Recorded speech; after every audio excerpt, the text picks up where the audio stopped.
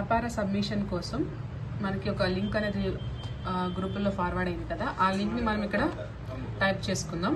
ku.co.in/ku/apar.aspx.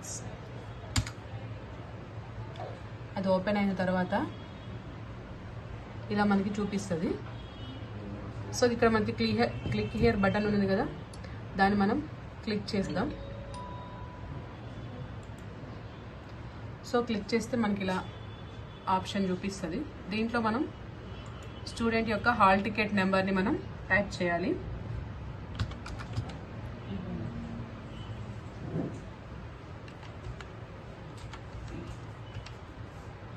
Next అలాగే date of birth,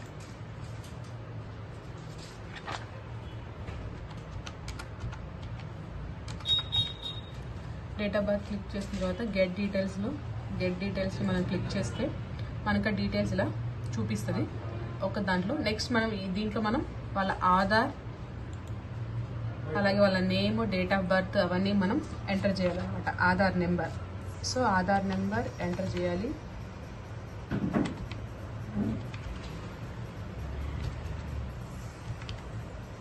అలాగే name,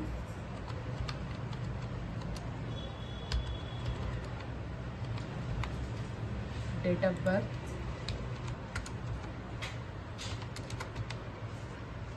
gender, phone number,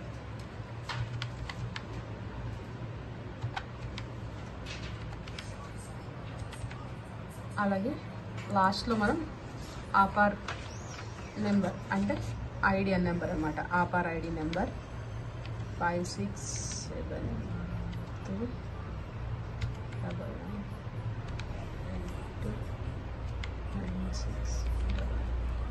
next అలాగే ఇవన్నీ మనం యాక్సెప్ట్ చేసినట్టు క్లిక్ చేయడం. Next submission. Detail update successfully.